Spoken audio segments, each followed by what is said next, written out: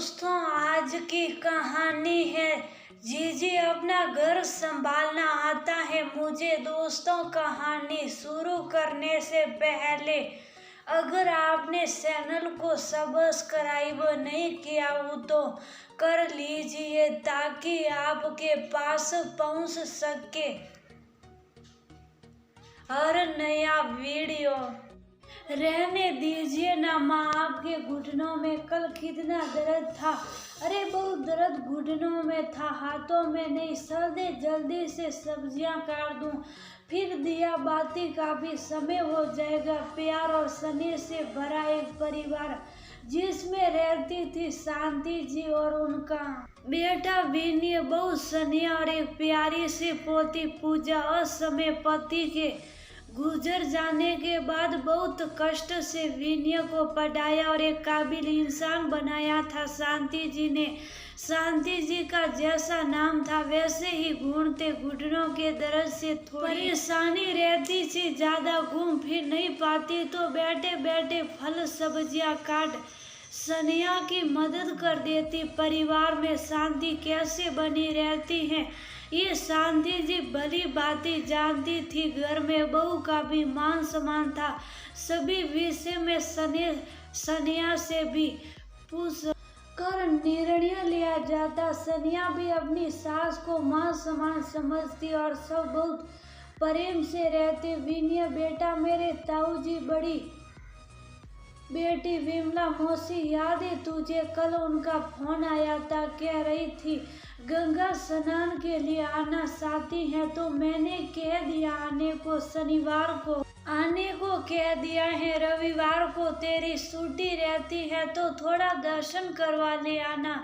अब इस घुटनों के दर्द में मैं तो साथ नहीं जा पाऊंगी। अपनी माँ की बात सुन विनय ने हामी भर दी। शनिवार को शांति जी की बहन विमला जी आ गई। सनिया ने खूब स्वागत किया। खाने में तरह तरह के स्वादिष्ट पकवानों से टेबल सजा दिया। अपनी ससेरी बहन के घर का प्रेम पूर्ण वातावरण देख विमला ईर्ष्या से भर उठी। बचपन से ही विमला जी अपनी बहन शांति जी से थोड़ा द्वेष की भावना रखती थी। शांति जी सब समझती लेकिन अपने स्वभाव अनुसार शांति रहती। रविवार को विनय ने अच्छे से गंगा स्नान करवा दिया, मंदिरों के दर्शन भी करवा दिए। जब से आई हूँ देख रही हूँ इस उम्र में भी तुझे चैन नहीं। शांति विमला जी की बात सुन अनारशील थी। शांति जी शौक कर अपनी बहन को देखने लगी।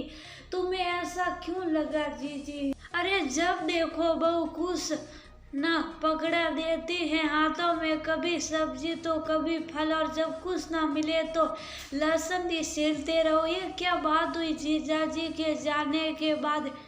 क्या कम कष्ट देखे हैं तूने? कितनी मेहनत से विनय को पढ़ाया लिखाया, अब तो बहू भी आ गई है तब भी तुझे आराम नहीं मिल रहा। सही कहा जीजी तुमने, बहुत कष्ट से मैंने विनय को बड़ा किया। अपना ये छोटा सा घरौदा बनाया मैंने जो सिर्फ घर नहीं मंदिर समान है मेरे लिए, क्योंकि यहाँ को विचारों की जगह नहीं।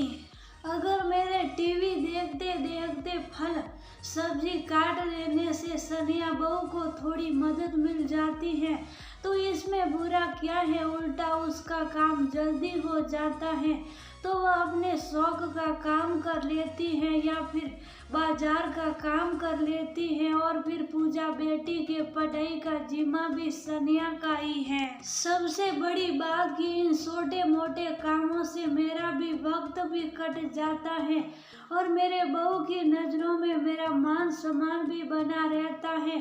देखो जीजी, बहू बहुत त्याग से ये घर बना है मेरा और कुछ बार के लोगों की बातों में मैं अपना घर नहीं टूटने दूंगी। अपना घर बसाना और बसाना दोनों आता है मुझे। बोली हूँ जीजी, लेकिन बेवकूफ नहीं, मेरी बात मानो तो आप भी अपना नजरिया बदलो।